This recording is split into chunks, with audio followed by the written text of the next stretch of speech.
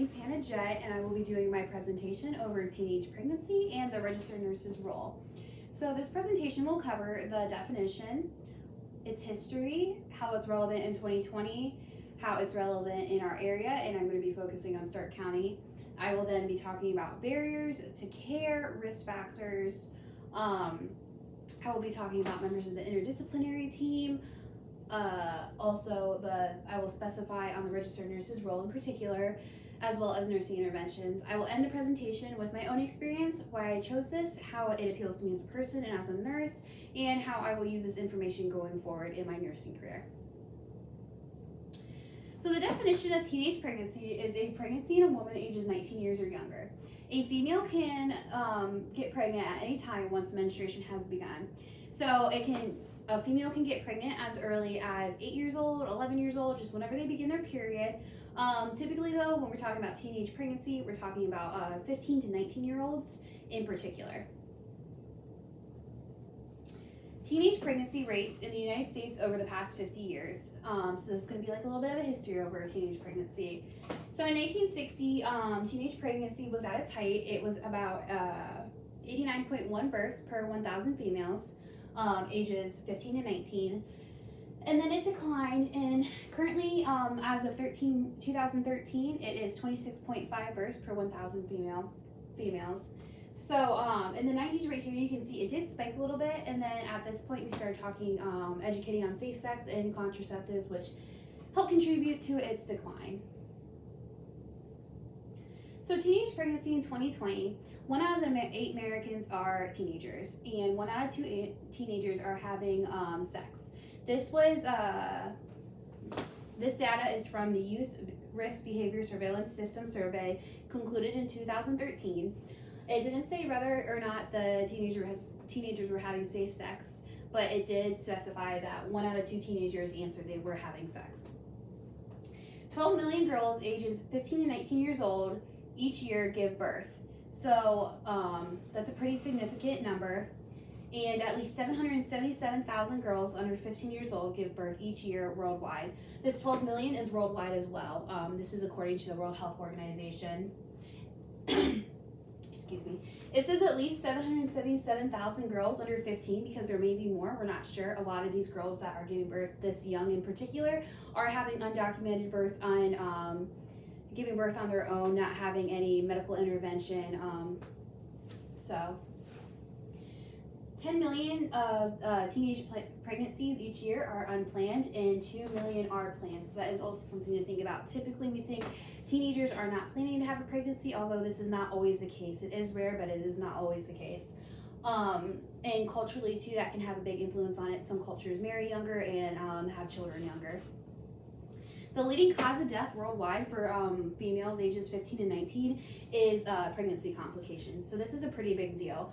So even though teen pregnancy rates are going down, it is still the leading cause of death. So that means we still need further education, further resources to provide for our communities.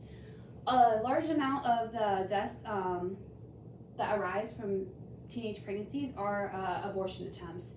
So it is estimated by the World Health Organization that, let's see, I have it written down here. 5.6 million abortions are happening each year in this age range from 15 to 19. 3.9 million of those abortions are unsafe. So unsafe meaning it might not be legal in their area, their parents might not give them permission, they're scared and they just don't know any further steps, so they take it upon themselves. So it's really important that although we want to focus on prevention, we also want to focus on pregnancy education as a whole and give these girls options. Regardless of your opinion on abortion, it's going to happen regardless, and women are dying from it. So we really need to make sure we have safe systems in place where they can get a proper medical abortion without risking their own lives as well. So to prevent teenage pregnancy, we first need to know the cause. The cause is obviously unsafe sex. This could be either consensual or unconsensual. So in the United States, we have some programs set in place. First, we have Pregnancy Prevention Month, which is in May. That really depends where you're at nationwide. It is a nationwide awareness campaign, but depending where you're at is what they're going to specifically do. But basically, it's an initiative to spread pregnancy awareness education for teenagers. And we also have the HHS OAH TPP. So that's the Health and Human Services Office of Adolescents Health Teenage Pregnancy Prevention Program. So this was first funded in 2010, and it is a task force supporting a national evidence-based teen pregnancy prevention program. It is one of a growing number of federal programs that focus on providing hard evidence of what works, supporting the testing of new approaches, investing in evaluations, and fostering a culture of learning. So it currently funds 102 grants across 39 states in the District of Columbia. Focuses on educating people, or teenagers I should say. They reach more than 140,000 young people each year, and they focus on ages 11 to 16. Now you may wonder, why are they focusing this young when I said the majority of teen pregnancies is 15 to 19? What we want to do is we want to educate our youth before they get to the point of having sex, so therefore they have a good education basis of safe sex and contraceptives and the anatomy of how it all works. Another important thing too we have in the United States is health education. So we all took health in middle school, high school. We all remember the sex talk in middle school, and it was a big joke basically. So that's one of the problems. We want to make sure that we're having a serious conversation with open communication, so these children understand truly contraceptives, condoms, birth control, safe sex, the anatomy, everything like I said. And in high school too, by providing this education to our youth, it really can help lower these teenage pregnancy rates. Another thing too is, like I say, open communication, whether you are a parent or a nurse.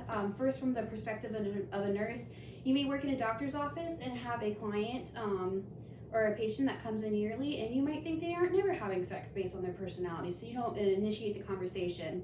That is wrong. You want to make sure you are initiating the conversation, educating before it happens, offering birth control, letting them know resources, giving them resources to take home and investigate on their own. It is very important. As a parent, you don't want to think your kid's having sex. I mean, let's be honest. You don't want to think, oh my gosh, like, what are they doing? But you want to make sure they are educated, regardless of if you like it or not.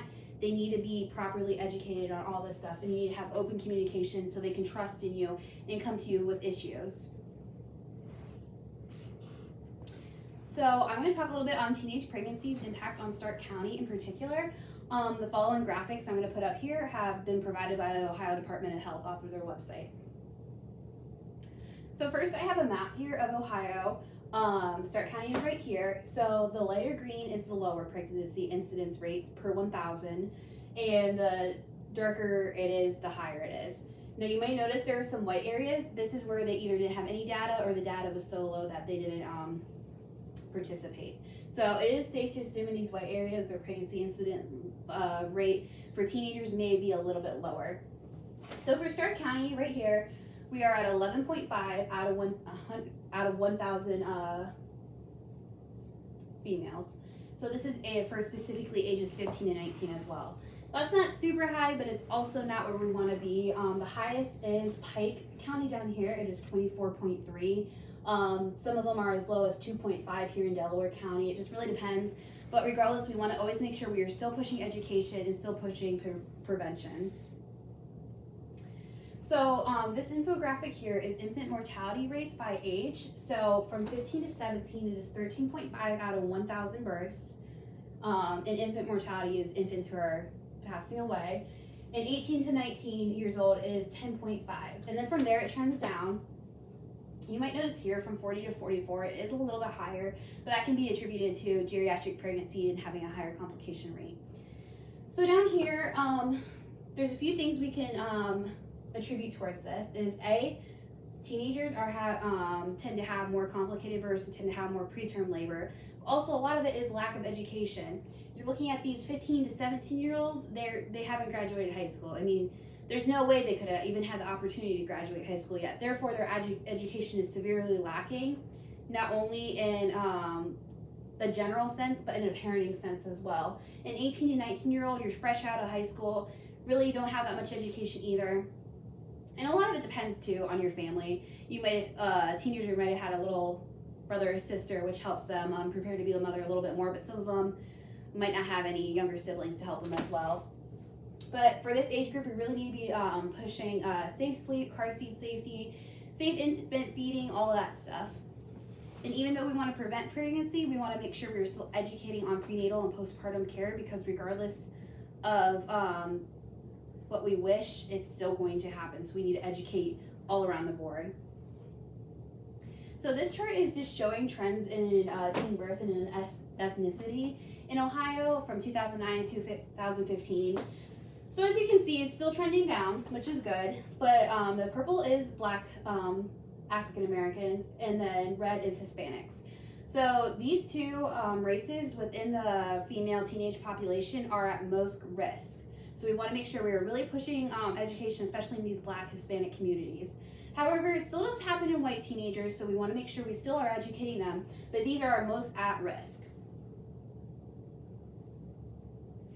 So whenever I was doing my research, I came across something interesting. McKinley High School, located in Canton, Ohio, we're all pretty familiar with it. It's actually the school district that Altman is within.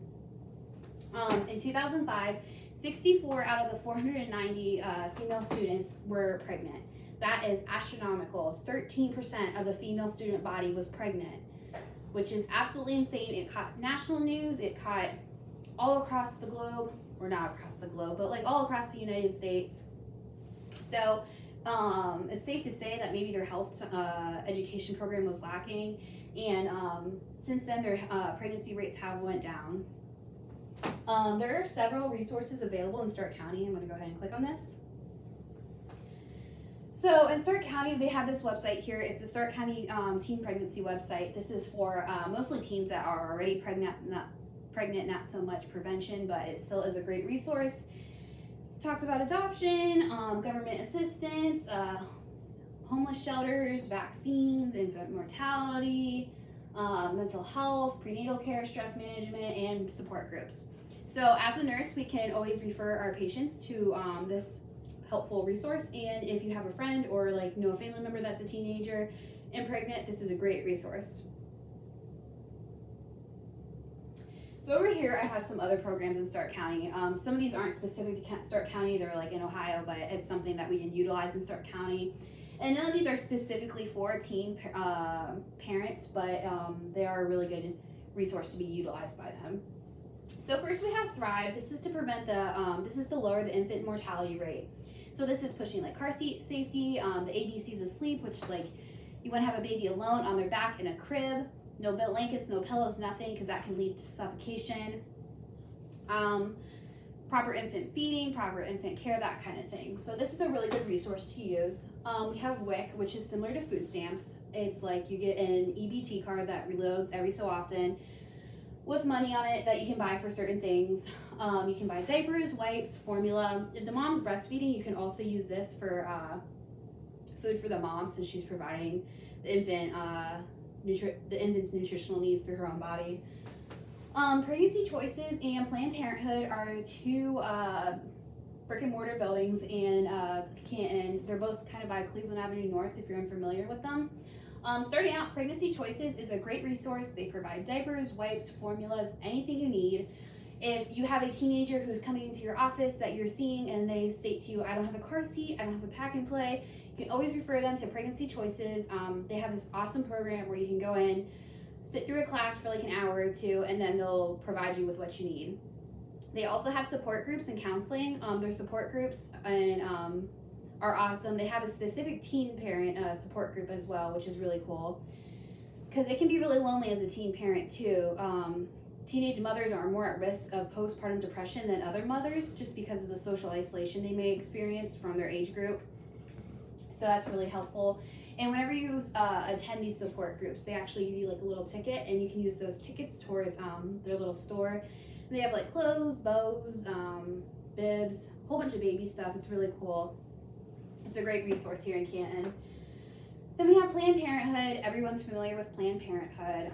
They provide STD screenings, STI screenings, breast exams, yearly mammograms, yearly OB checkups, cervical checks. They provide like birth control methods. They have pregnancy tests. They also have condoms. If you go there and like, hey, I need like a bag of condoms, they'll help you out there. It's a really good resource. They work off of donations, government assistance as well, but they do work off of donations. So say you don't really have any money, but you really need a birth control test, as long as you give them a donation as little as $1, they'll give it to you. So that's a really good resource as well. We have Medicare and CHIP. So if a teenager was to become pregnant and gets kicked off of their parents' insurance due to their parents not approving of their pregnancy, they can always sign up for Medicare. And then CHIP is the Children's Health Insurance Program, and they can utilize this for their baby as well. This is just government subsidized health insurance, like I said. We have the RHWP, which is a program specific to Ohio that is a reproductive health wellness program. This is to prevent teenage pregnancy, and they just focus on educating teenagers throughout in the community. We also have PrEP. PrEP is the Personal Responsibility and Education Program. This is more so if a teenager is looking to put their child into foster care or adoption agencies whenever they're giving birth. So this can help them set them up with those kind of resources. So social media does have a huge impact on teenage pregnancy. There was one study conducted on reality TV shows, 16 and Pregnant in particular, and it showed that there was a 5.7 reduction in births the following 18 months of the program airing, which is pretty interesting because a lot may argue that reality TV shows may romanticize the thought of teenage pregnancy, when in reality it showed the hardships and made teenagers realize, hey, I should be a little bit safer. Social media is leading to an overall decline in teenage pregnancies. It can be the decline can be attributed to social media partially, just because, like I said, it's showing the hardships of it. Social media can also destigmatize teenage pregnancy. A lot of times when somebody thinks of a pregnant teenager, they think of somebody who maybe doesn't have a very high IQ, may smoke, may neglect their child, may go out and party, and this isn't the case. I mean, it may be the case in some cases, but not overall. It's just a stereotype. A lot of teenage parents really care for their child just as they would if they were 40 years old. So that can really help open people's eyes to the lifestyle of a teenage mom or dad. Social media, like I said, though, can romanticize having a baby. There's a popular social media platform named TikTok. TikTok, whenever you interact with a video like it, it shows the system that you're interested in those videos. So say a teenager has baby fever and they like one baby video, it can turn their whole news feed into babies, thus romanticizing the idea of having a child and taken away from seeing the actual hardships. But overall, social media is positively impacting teenage pregnancy rates. So views and opinions on teenage pregnancy can differ greatly. A lot of teenagers, when they tell their parents they are pregnant, they are very disappointed. They may kick them out. They may not talk to them. They may shun them, remove them from the family. On the other end of the spectrum, they may be happy. They may be like, oh my gosh, I'm going to be a grandparent. They may not care that they're a teenager at all. It really comes down to the teenager's culture and family. And in some cultures, a lot of kids get married. They get married when they're under 18 and they have their first child when they're under 18, and it's a normal part of life. So it just greatly differs. So some risk factors that a teenager may be at risk for getting pregnant. If they're struggling in school, tobacco use, poverty, they're an immigrant or a refugee, homelessness, being in the foster care system, being in the juvenile system, meaning like jail, juvie, and ethnicity. So like African Americans and Hispanics are at higher risk. So all these risk factors can put somebody at higher risk for becoming pregnant. When I say involvement of parents here, I mean if a parent or if a child's parents are neglecting them and like the parent may be doing drugs or going on a party or just not overall care for the child, they are at more risk to become pregnant because they are unsupervised more time than others. That's not always the case though. Sometimes kids with really strict parents get pregnant too, but that is a risk factor. So some social issues connected to teenage pregnancy. First is violence, specifically domestic violence. Studies have shown that unmarried pregnant adolescents are at higher risk to experience domestic violence within a marriage or partnership. This could be because maybe they feel like they have nowhere else to go. They have a child with this man and they have to stay there. They have no other choice for the child's sake when this is not the case. So we need to be sharing resources with these teenagers so they know that they do not have to stay where they're at. Another thing is lack of education. In Ohio, 38% of moms who have their child under 18 get their diploma by 32. So basically, only 38% of moms under 18 get their diploma. 60% of moms 18 to 19 get their diploma. So still pretty low compared to the average high school graduation rate. So they do have a lower education. Another thing is depression. Like I said, the Ohio Department of Health has stated through concluded through studies that teenage moms are more at risk for postpartum depression. This can be because of social isolation, and all their friends are going out, having fun, partying, going to school, participating in activities, and the mother has to stay at home with her baby. So it can be kind of lonely. Another thing too is poverty. Obviously, babies cost money. And although we do have a ton of resources to provide to these women or these girls that have children, they still are at risk for poverty, since it's going to take a large amount of their money. And they're just starting out. And like I said, a lot of them don't have a high school education, and a lot of them are stuck in a partnership. So it's kind of just like a domino effect of like social issues that just like one after another, that like once you fall into one, you fall into all of them. Not necessarily all the time, but it just puts them at greater risk. Another thing too is homelessness. Like I said, a lot of teenagers, their parents don't approve of their pregnancy and they may kick them out. So it's important to provide homeless shelter resources to these teenagers. So some interdisciplinary team members that a pregnant teen may see is their primary care physician, obviously, an OBGYN, a nurse, a medical assistant, nurse practitioner, nurse midwife, a doula, nutritionist, social worker, lactation consultant, anesthesiologist or CRNA, a school nurse, or teachers. They all play into the role or into the disciplinary team of a pregnant teenager. And for prevention, all these would still kind of play into, not so much nurse, midwife, or doula, but still for pregnancy prevention, we want to make sure the PCP is involved, OBGYN, a nurse, MA, a nurse practitioner, school nurse, teachers.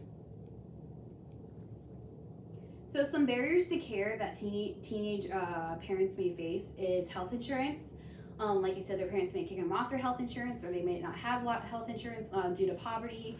So we can refer them to Medicaid and or Medicare and CHIP. Parents' opinions, again, lack of education. A lot of them don't have a high school diploma. And another thing, a concept that we had learned in class was teenagers rely heavily on the amygdala. So they can be rash, emotional, kind of makes care a little bit more difficult overall because they're so hormonal on top of being irrational from their amygdala. Another thing too that teenage parents or teenage moms experience is judgment from healthcare providers. And as much as we'd like to prevent this, it still happens regardless. And we really need to help destigmatize that.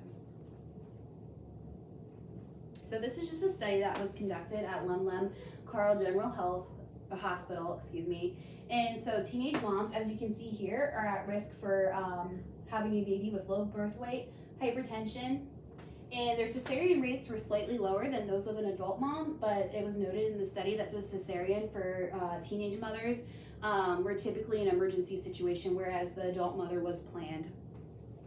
Teenagers are also more at risk for developing anemia when they're pregnant, and like I said, the World Health Organization states that the leading cause of death for women 15 or girls 15 to 19 is childbirth-related complications.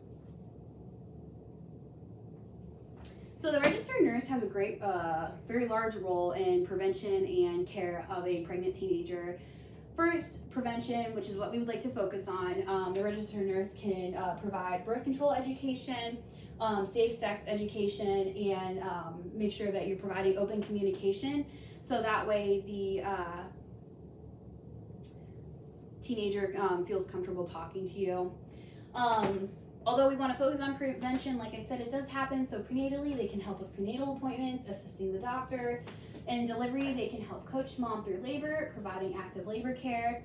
Immediate postpartum, a lot of the med-surg responsibilities, they'll help ambulate after surgery, cervical checks, baby care, and then the med-surg responsibilities like passing meds, all that stuff. And then the 4th trimester, which is like the immediate, or not the immediate, the 3 months following the postpartum period, which is when a mother is most at risk for baby blues and postpartum depression. A nurse may come out and do like a home visit or assist the doctor at a 6-week checkup. So some nursing interventions that the registered nurse can do is, again, educate teens on safe sex and contraceptives at their primary care physician visits, and then include it in middle and high school education. Just pushing safe sex, and also we want to educate them on the signs of pregnancy, which a lot of teens don't get prenatal care until the 2nd or 3rd trimester due to not knowing they're pregnant or being too scared to tell somebody they're pregnant. So it's really important that we let them know that we are not going to judge them and it's okay. And we want to make sure that they know that like spotting, tender breasts, nausea, missed period is all symptoms of pregnancy. Another thing too is we can educate on community resources. Again, Planned Parenthood, Pregnancy Choices, great resources. And then the Stark County Health Department as well, that resource link I had pulled up a little bit ago is great. And we want to make sure they know, hey, I know you're scared to get a birth control test, or you might not have money, but you can go here and they'll help you, or you need a pack and play, you can go to Pregnancy Choices, so all the resources. Lastly, we can educate pregnant teens prenatally.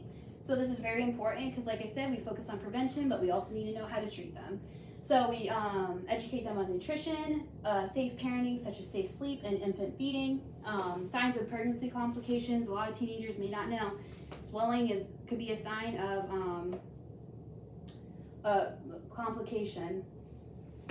And then you also want to educate them on the importance of prenatal visits. A lot of teenagers may think, oh, they're just taking my pee, it's not a big deal. You need to let them know that they're looking for complications and they are at more risk for complications since they are a teenager.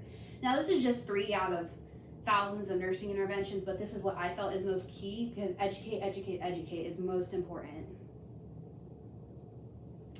So a little bit about my experience. So I chose this because I was a teen mom. I had my son when I was 19. He is now 1.5 years old. It interests me as a person because I feel like there's a lot of stigma and miscommunication around being a teen mom, and a lot of healthcare providers might just assume that you're irresponsible, and just some negative connotation around it. It interests me as a nurse because, like I said, a lot of healthcare providers do judge you. So it's important for to educate the future nurses like us on being a teen mom and how they can be just as good as a mom as another mom. And this presentation will help change my future nursing care because I learned a lot of statistics surrounding teen parenthood as well as prevention strategies. My experience as a teen mom, just really quick, I had a lot of, I didn't know I was pregnant until I was about 12 weeks along. So I was late getting prenatal care. And then my healthcare providers were not taking me seriously. They were acting like very rudely towards me. I had an incident where I was having a lot of pressure, pain in my pelvic region, and they told me I was shopping too much, to quote. My male doctor told me that. So I went on with my day, and then while I was at work, I started bleeding profusely, and I thought I was having a miscarriage, whereas I was just having it. I just had an infection that was not properly taken care of because my healthcare provider did not take my symptoms seriously. Another incident too, when I was 35 weeks along, I work at Altman, and I had my blood pressure taken because I felt dizzy. I didn't feel right. My blood pressure was 180/100, and I went to OB Stat, and they told me that I had made up my blood pressure, and they did not believe me. It was very rude. They were not taking me seriously. And then I felt like I was having contractions while I was being monitored by them. They told me it was in my head. I was crazy. Very, very rude towards me. After an hour after being discharged, I came back. I was in full-blown preterm labor. They had not taken me seriously, and I really was having contractions. And it resulted in me having my son at 35 weeks. While I was pushing, I had a lot of complications. I told my doctor or my nurse that I don't think I can do this. I would like a cesarean. She told me cesareans are for quitters, and they were just completely rude. I can't say that enough times. They did not take me seriously at all, and I really attribute it to being my age. Because when I talk to my other friends that are older than me, they say they had the best experience with the same nurses. But anyways, I told my nurse I wasn't able to push and I was in a lot of pain, and it resulted in me having a C-section anyways after she told me they were for quitters, and I actually had a T-incision C-section, so now I'm at risk if I have future children. So it's really important whenever you have a teen parent not to just judge them and to communicate openly with them and just educate them, because like a lot of things, like the infection I had, I didn't know that was a sign of infection. I hadn't started nursing school yet. I wasn't really sure what was going on, and my doctor did not take me seriously. You always want to make sure you're taking your patient's symptoms seriously. So that's my story, very condensed. And that's it for my presentation. Thank you for listening.